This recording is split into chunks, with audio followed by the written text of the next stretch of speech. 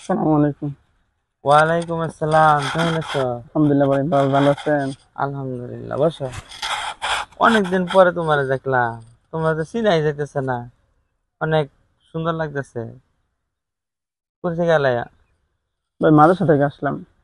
মাদ্রাসা গেছিলা? জি। এখন কি করতেছো? এই কিতাবে লেখাপড়া করতেছি। আচ্ছা, এখন তুমি যে গেট আপ নিছো, মনে করি কোরআনের হাফেজ, তো পড়াশোনা কি হাফিজুল্লাহ পড়াশোনা করছিলা? জি, হাফখানা শেষ হয়েছে, পড়াশোনা শেষ। আচ্ছা, এখন তো তুমি মনে করো দেখতেও অনেক সুন্দর লাগতেছে তোমারে। আর হেফজখানা পড়াশোনা করছো, একদম সুন্দর গেট আপ। তো তুমি তো আসলে পড়াশোনা তো করছো, তোমার নিয়ে তো আমার একটা চিন্তা ভাবনা হইলো, দেখে মনে হইতেছে তুমি কোরআন তেলাওয়াত কিরকম পারো, একটু শোনাও দি। আলহামদুলিল্লাহ ভালোই।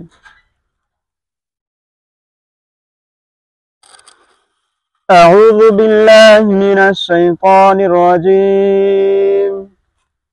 بسم الله الرحمن الرحيم. محمد رسول الله والذين معه أشداء على الكفار رحماء بينهم تراهم ركعا سجدا يبتغون فضلا من الله ورضوانا سيماهم في وجوههم من أثر السجود ذلك مثلهم في التوراة ومثلهم في الإنجيل صدق الله العظيم. মাশাল্লাহ, মাশাল্লাহ, তোমার তো আল্লাহর রহমতে অনেক সুন্দর তেলাওয়াত করছো। এখন তোমার এই তেলাওয়াতটা শোনার একটা কারণ আছে আমার। কি কারণ জানো? না তো বলতে পারি না। আচ্ছা, তুমি তো এখন আল্লাহর রহমতে, আমি আমি তো অনলাইনে কাজ করে জানো। জি। হঠাৎ করে তোমার দেখে আমি কথাটা কেন জিজ্ঞেস করলাম, মানে তোমার হয়তো বা মনে হইতে পারে যে এরকম কেন, যে হঠাৎ করে কোরআন তেলাওয়াত করতে বললো, বা এরকম কেন।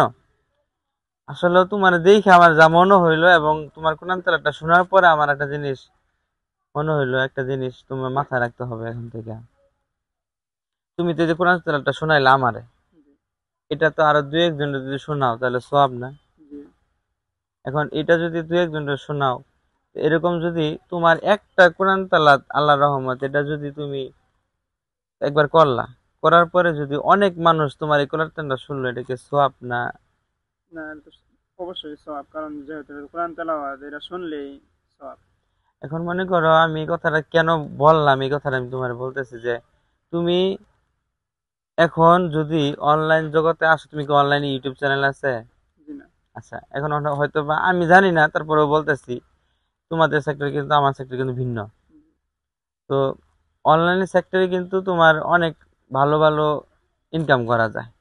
জি যেমন ভাই, আমি গ্রাফিক শুনছি যে ডিজাইনার। আপনি কাজ করেন হ্যাঁ, যাই হোক, অনলাইনে। আলহামদুলিল্লাহ, এই জন্য আমি তোমার এখন মনে করো আমি তো ডিজাইনার, ইউটিউব সম্বন্ধে বুঝি বা অন্যান্য সেক্টরের সম্বন্ধে বুঝি, এই জন্য তোমাকে প্রশ্নটা করলাম।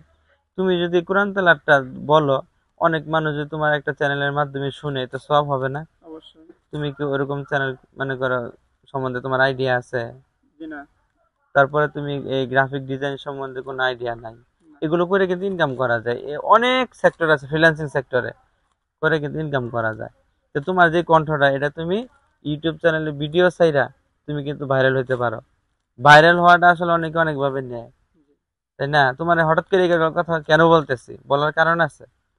অবশ্যই। তোমার যদি এখন যেমন আবু রায়হান, তারপরে বড় বড় মৌলানা, ওরা কিন্তু আমাদের একটা ছোট্ট জিনিস আমরা যদি জানার থাকে, একটা হুজুরে বললাম যে হুজুর এই কথাটা একটু বলেন একটা হাদিস সম্বন্ধে, উনি যদি গ্রামের যে হুজুর বা শহরের একটা হুজুর উল্টাপাল্টা কথা বলতেই পারে, হুম। কিন্তু আমরা যখন একটা জিনিস জানার থাকে, তখন ইউটিউবে সার্চ দেই, পরে মিজানুর রহমান নাজাহারি বা ভালো ভালো বড় বক্তা, ওদের কিন্তু ওয়াজ আসে, আচ্ছা। ওদের কথাগুলো আমরা শুনতে পারি, তাই না? জি। তো অনলাইনের মাধ্যমে তুমি যদি তোমার এই মেধাটা, তুমি সুন্দর একটা হাদিস তুমি সুন্দরভাবে একটু কোরআন তেলাওয়াত করে শোনাতে পারো, তাহলে এটা কিন্তু সবার জন্যই উপকার। জি, সবার জন্য।